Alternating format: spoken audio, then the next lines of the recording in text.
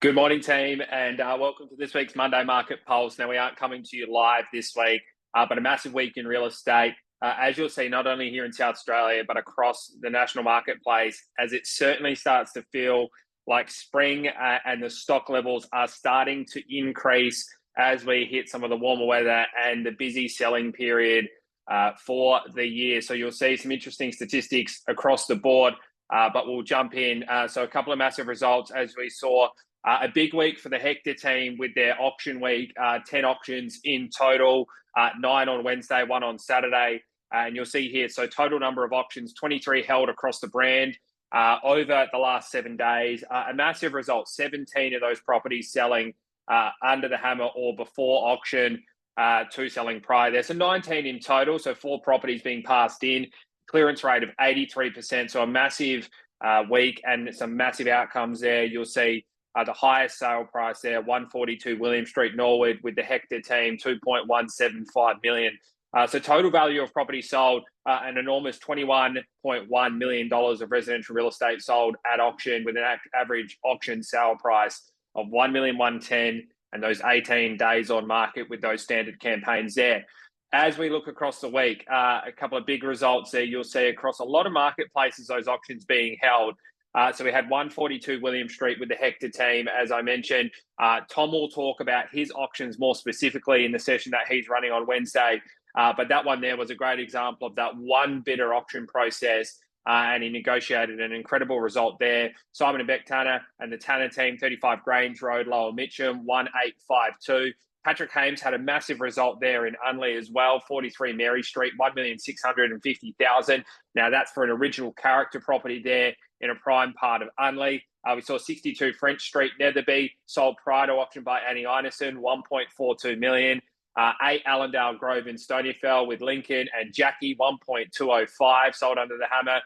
You'll see a number of results there for Tom and the team there. So Norton Summit, Tranmere, Ross Trevor, Kensington, Ross Trevor, Hectorville, and again, Ross Trevor, all selling under the hammer. Most of those, barring Kensington, all selling on Wednesday with plenty of bidding activity there.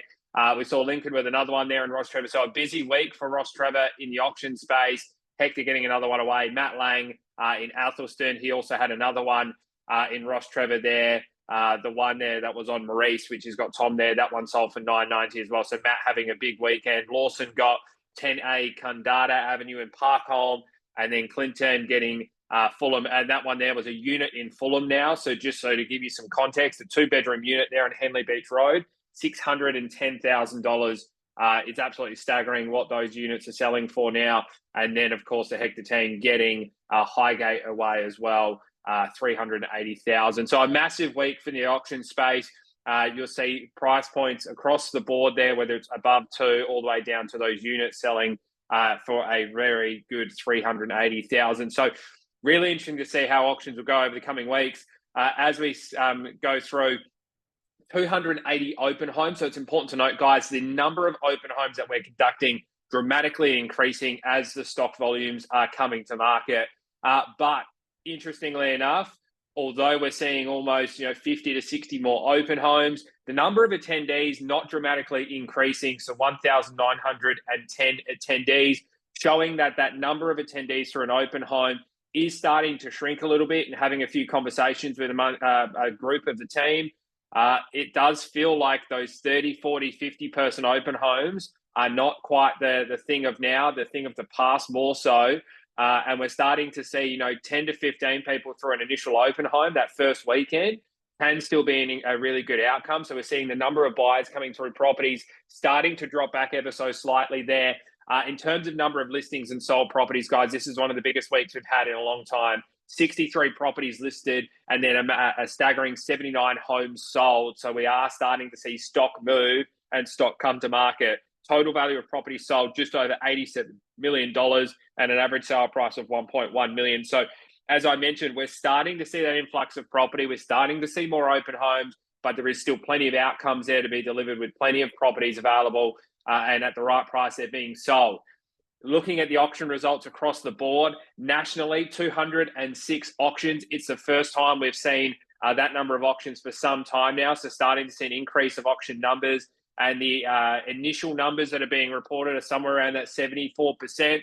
That'll drop off a little bit, I believe, over the results being reported. So we'll probably land somewhere closer to a 70% clearance rate over the week, which is starting to see that swing happen in favor of buyers. As we mentioned, somewhere around that 75% clearance rate still indicates a seller's market. But with more choice and more variety in the marketplace, it is easy to see why those clearance numbers are dropping off a little bit, as opposed to Harris, where we've had an 83% clearance rate, so clearly outperforming the market in the auction space there. Nationally, it's the lowest auction clearance rate. We've one of the lowest, the second lowest we've seen this year with 68.2%. And it was the highest number of auctions held nationally since the Easter period. So we're now starting to see that market full swing. You'll see Sydney there 70% and Melbourne 68%. So Adelaide still outperforming the marketplace, the number one clearance rate across the country. But as I said, highest number of auctions held in Australia since Easter. And we are starting to see that clearance rate dip back ever so slightly. In terms of the events and trainings we have this week, we've got our cool sessions tomorrow. So in all your respective offices, be sure to get around that. Good opportunity to get into the entry for the spring listing competition as well. And then we've got social media training with Michaela Bark on Wednesday at the Kent Town Training Room. For those of you that are unsure on what that training entails, reach out to Carla. It's a great opportunity, social media training. So Michaela does a lot of our social media for a lot of the team. It's a good opportunity just to see what's happening in the social space as we head into spring.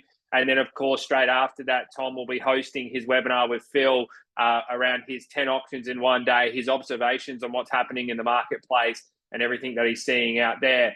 The spring listing competition still running. We've got another week or so to run on that. Of course, your chance to win a $1,500 cabin voucher for listing properties in September.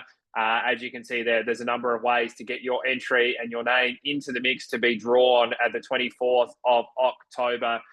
So, guys, it is an interesting marketplace. As I mentioned, we're starting to see more homes come to market. It is now more apparent than ever that working that key buyer on a property, it needs to be done. It needs to be handled in the right way. So you're getting your right buyer to auction or to offer process. So now's the time to be doubling down on the quality of the open homes you're running and the quality of the buyer servicing that you're running as well. So those inquiries need to be get to straight away. Those callbacks are really critical. The qualifying questions at your open homes, because now that there is going to be more choice for buyers, if you can pin that buyer down as quickly as you can and you can get it to contract and sold, those were the properties that sold, whereas some buyers are going to feel a little bit more bullish now that they've got a bit of choice. So it's important that you keep those relationships high. Keep working those relationships with your vendor as well. So when the right offer does come in, you're in a position to move quickly. But guys, as you can see, plenty happening out there. There's some great results to be reporting out to your vendors and potential vendors. As we mentioned at Business Planning last week, the next month or so is really critical in setting your business up, not only for the remainder of 2024, but making sure you can kick off 2025 as efficiently and as great as you possibly can. So guys, anything you need as per usual, please do reach out, and we hope you have a great week, and we will see you soon.